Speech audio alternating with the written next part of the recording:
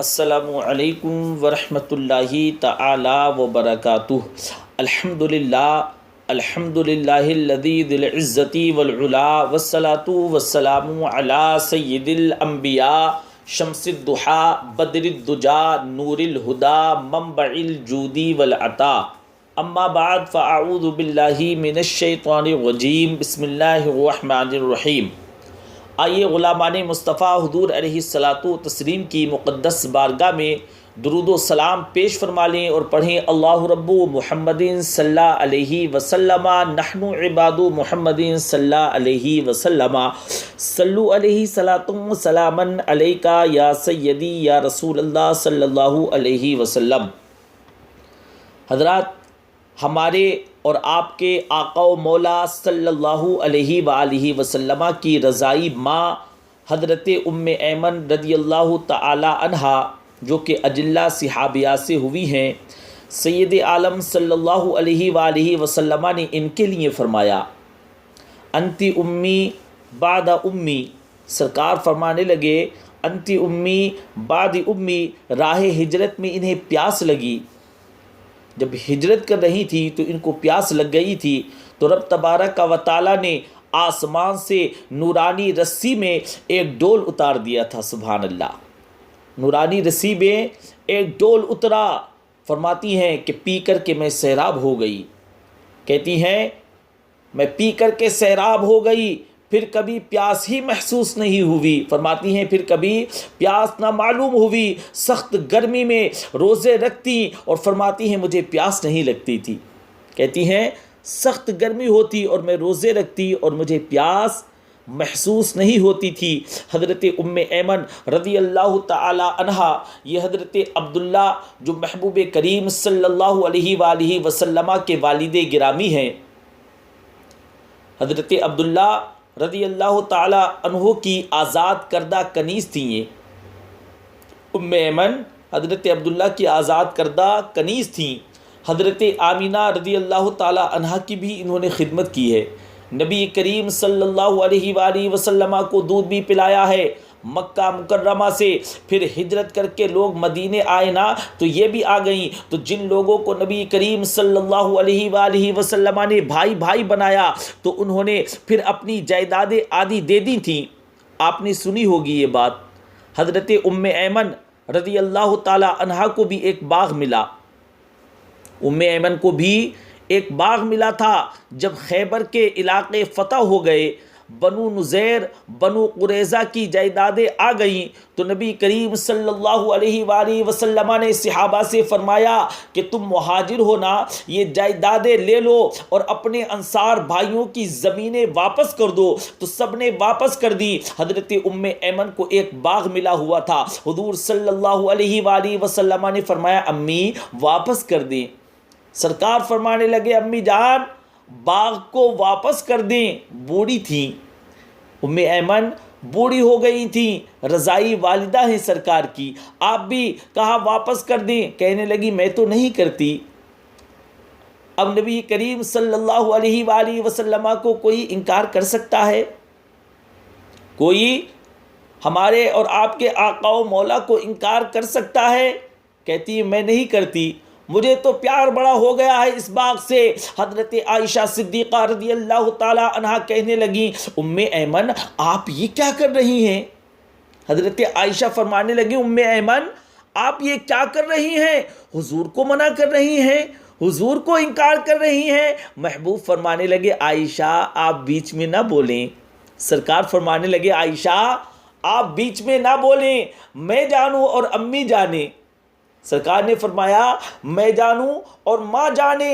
حضرت عائشہ صدیقہ رضی اللہ تعالی عنہا فرماتی ہیں میں اس حسن کے قربان جاؤں، حضور منا رہے ہیں، حضور اپنی رضائی امی کو منا رہے ہیں۔ اللہ کرے آپ کو سمجھ آ جائے میری بات۔ نوجوانوں، کبھی کبھی آپ بھی اپنی ماں کو منایا کرو، کبھی کبھی اپنے باپ کو منایا کرو یار، کبھی کبھی والد سے کہا کرو ابا حضور بیٹھو موٹر سائیکل پر، سردیوں کے کپڑے لے کر کے آتے ہیں، چلو چلتے ہیں اور سردیوں کے کپڑے لے کر کے آتے ہیں۔ کبھی کبھی امی جان سے کہا کرو امی جان آج میرا دل کرتا ہے میری مرضی کا کھانا بنائیں، اور دونوں مل کر کے کھانا کھاتے ہیں۔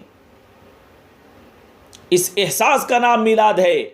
نبی کریم صلی اللہ علیہ وآلہ وسلم جناب ام ایمن کو منا رہے ہیں، سبحان اللہ، سرکار خود منا رہے ہیں، امی جان دے دیجئے نا، سرکار فرما رہے ہیں امی جان باغ کو دے دیجئے نا، سب نے دے دیا، کہنے لگی مجھے پیار بڑا ہو گیا ہے، اتنے سال بیت گئے مجھے اس باغ سے پیار ہے۔ حضور صلی اللہ علیہ وآلہ وسلم نے حضرت ام ایمن کو ساتھ لے لیا، سرکار نے اپنی رضائی ماں کو ساتھ لیا، لے گئے، پہلے ایک باغ دکھایا، کہنے لگی یہ میں نے نہیں لینا، کہتی ہیں میں نے نہیں لینا یہ باغ، پھر دوسرا دکھایا، کہنے لگی یہ بھی نہیں چاہیے، تیسرا دکھایا، بولی یہ بھی نہیں چاہیے، چوتھا دکھایا تو کہنے لگی یہ ملے تو میں دے دوں گی اپنا والا، کہنے لگی اگر مجھے یہ والا مل جائے تو میں اپنا والا دے دوں گی۔ محبوب کریم صلی اللہ علیہ وآلہ وسلم فرمانے لگے الحمدللہ الحمدللہ، انصاری کا باغ بھی واپس ہو گیا اور میری امی جان بھی راضی ہو گئیں، سبحان اللہ، دونوں باتیں ہو گئیں۔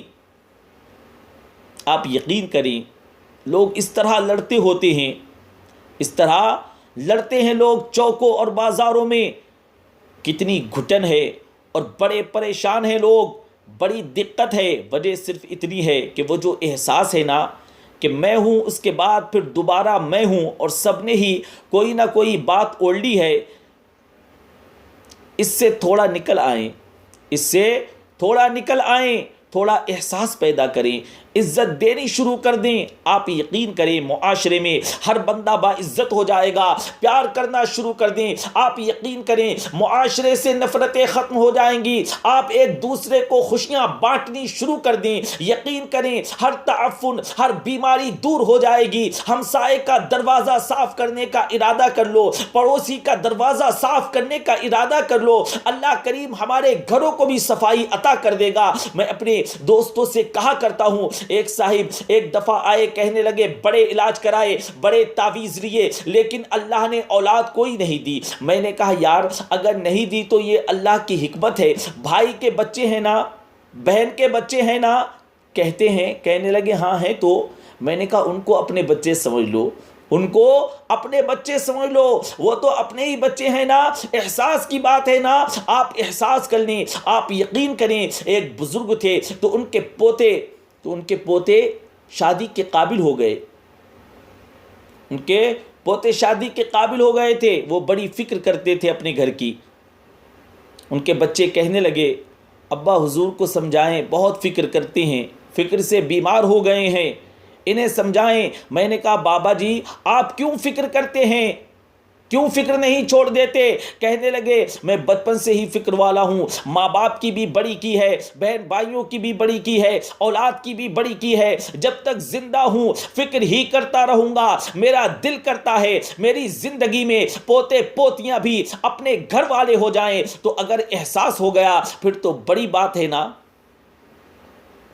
زندگی میں شعور لائیں، اگر تھوڑا تھوڑا کر کے میلاد کو اس کے حسن کے ساتھ سجانے لگے اور پیار کرنے لگے، یہ سارے دن ہی ہمارے درود و سلام میں گزر جائیں۔ اور اگر 12 ربیع الاول شریف کو بھی کسی نے 5 نمازیں نہ پڑھی تو پھر شکوہ کرنے والا شکوہ تو کرے گا نا، اور صحیح کرے گا کہ وہ نماز جس کے بارے میں نبی کریم صلی اللہ علیہ وآلہ وسلم نے فرمایا نماز پڑھو گے تو میری آنکھیں ٹھنڈی ہو جائیں گی، تو نماز پڑھ کے بھی تو انسان نبی کریم صلی اللہ علیہ وآلہ وسلم کو راضی کرتا ہے۔ سرکار کو نماز پڑھنے کے بعد بھی انسان راضی کرتا ہے نا۔ بہت ساری چیزوں کو آپ حدود میں لائیں، بہت ساری چیزوں کو آپ حدود میں لائیں۔ کئی جگہوں پر ایسا ہوتا ہے،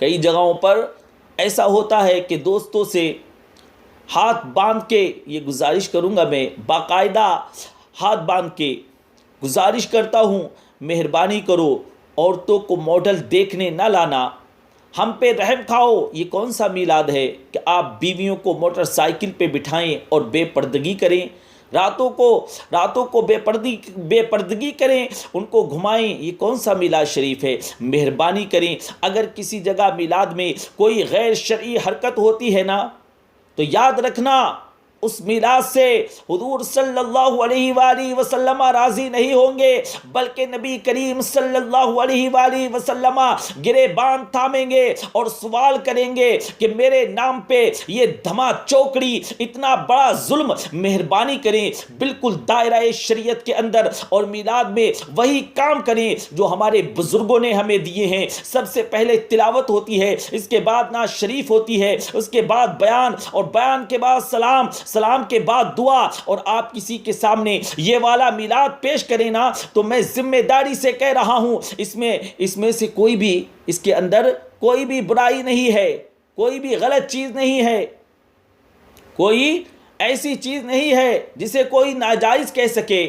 نہ قرآن پڑھنا ناجائز ہے، اور نہ نعت پڑھنا، نہ تقریر کرنا ناجائز ہے، نہ محبوب کریم صلی اللہ علیہ وآلہ وسلم پر درود و سلام پڑھنا، کوئی ایسی چیز نہیں ہے۔ لیکن بہت اندر رہ کے، اور وہ جو لوگ سیاست دانوں کے نعرے لگاتے ہیں اور سیٹوں کے جلسوں میں جاتے ہیں، ان سے بھی میری گزارش ہے کہ اگر وہاں کے لیے وقت نکل سکتا ہے تو پھر مہربانی کرنا میلاد مصطفیٰ صلی اللہ علیہ وآلہ وسلم کے جلوس میں بھی سب سے اول صف اول میں نظر آنا، اور سب سے اول میں نظر آنا، صف اول میں نظر آنا، اول صف میں نظر آنا، اور میلاد کی محفلوں میں بھی ذرا آگے دکھائی دینا۔ دعا کرتا ہوں جو میں کہہ سکا اللہ تبارک و تعالی قبول فرما لے، یا ہم بھول گئے اللہ ہم سے درگزر فرمائے۔ پیارے آقا صلی اللہ علیہ وآلہ وسلم کے توسل آمین بجاہ نبی الامین صلی اللہ علیہ وآلہ وسلم۔